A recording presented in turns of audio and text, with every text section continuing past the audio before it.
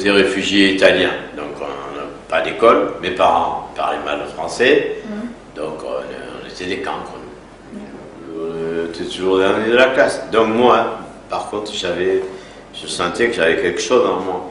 Donc c'est par le crayon, je dessinais avec même un bâton et tout, j'exprimais, c'est tout. J'ai jamais eu d'autre façon de m'exprimer que par la peinture. Je peux dire que je peins depuis l'âge, dès que, on va dire, depuis la maternelle, quoi, voilà, j'ai jamais cessé, quoi. J'ai même jamais pensé à un métier, moi. Je savais que j'étais né pour peindre, mais sans savoir, sans me dire je serais peintre, quoi, comme un métier ou comme une notoriété. Et je dis c'est mon moyen d'expression, j'en ai pas d'autre. Voilà, si je dois, quand je voyage, je parle pas anglais ni rien, mais hop, avec un crayon, je me fais vite comprendre. Voilà, bon, c'est tout. Donc voilà. Et comme justement, j'avais pas de matériel non plus, pour ça que ni je trace, ni je dessine avant, je peins direct au pinceau. C'est le pinceau, ça. Voilà. Mais c'est pas que je sois différent des autres. Simplement, quand tu es pauvre, la pauvreté est une vraie richesse. Voilà. Mais il ne faut pas le démontrer comme du misérabilisme, etc. Si tu n'as pas quelque chose, tu es beaucoup plus inventif. C'est la vérité à palisse. Là, tu veux te débrouiller. À ma nature, par ma propre nature, si j'ai du confort, je ne suis pas bien. Voilà, c'est tout. Mais vraiment pas bien. Donc voilà, il ne faut pas confondre, quoi. Je ne me sens pas à l'aise ni dans une maison, dans un confort. Je vis très très simplement. Très très simplement. Je ne veux pas réussir parce qu'en fait, le seul héritage que je laisse à mes deux fils, je dis, si un jour on vous parle de moi, que je dis, vous zappez tout, la seule chose que je vous laisse à un héritage, que j'ai compris que pour réussir sa vie, il fallait la rater. Donc j'ai raté la mienne. Quand je fais un reportage, je suis un chercheur d'abandon. C'est-à-dire qu'on va dire aux gens, il va venir un peintre, peindre un peu l'usine, etc., faites-le visiter. Mais comme on n'est pas pris au sérieux dans notre époque d'aujourd'hui, au 15e, les peintres, c'était... Et nous, maintenant, on va de l'échelle. Et le fait d'être au bas de l'échelle, ça nous a donné une certaine liberté. Les gens sont sensibles à une caméra, un appareil photo, mais tu arrives avec un truc pour la télé, alors on n'en parle pas. Et nous, on nous a oubliés totalement, quoi. Alors le peintre, il paraît pas sérieux. Et les gens font pas cas de nous. Et là on peut aller à l'authenticité. Et donc les coulisses. Et moi, là, j'aurai un témoignage, je peux peindre un bureau, un ordinateur, tout ce qui paraît complètement pas poétique. Nous, on peut le rendre poétique. Et ça, je pratique depuis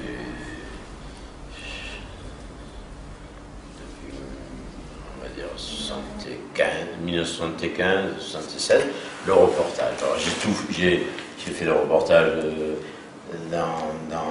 pour l'EDF, dans les tranchées, le métro, les mariages, tous les événements sportifs, ballons, mais toujours de façon discrète, quoi, c'est-à-dire travailler sur le sujet.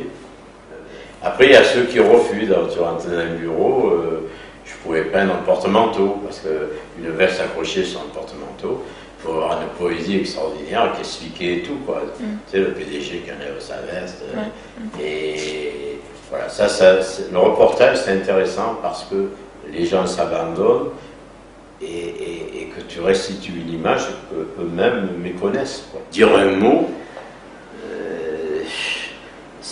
on se soucie peu, quelquefois, de savoir si ce mot a été compris par le sens que tu lui donnes, quoi. Hein, mais mettons, on va dire j'aime, mais ça ne suffit pas. Dire j'aime ne veut pas dire savoir aimer. Donc quand j'écris un mot, encore une fois, je prends un poème et je le mets, je prends quelques mots clés de ce poème. C'est pour aider l'autre à être cherchant, quoi. Je ne veux pas affirmer, ni dire, voilà, mon côté intellect me fait lire Pessoa ou Baudelaire, etc. Je ne veux pas étaler une culture littéraire. Simplement, de la façon dont je vais le mettre en place, c'est pour permettre justement à te chercher à dire mais qu'est-ce qu'il a écrit là, etc.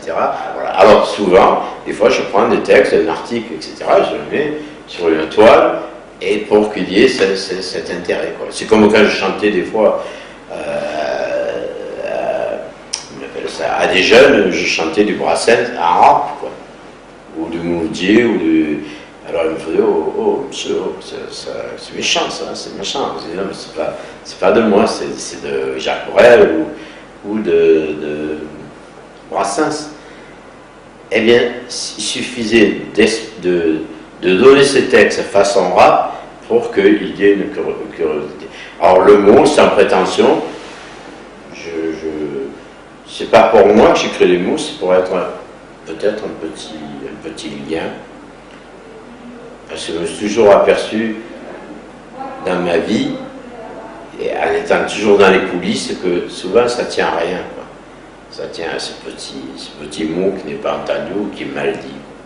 Voilà, donc le mot, l'écriture, ça reste, je crois que c'est mon fil conducteur depuis tout petit.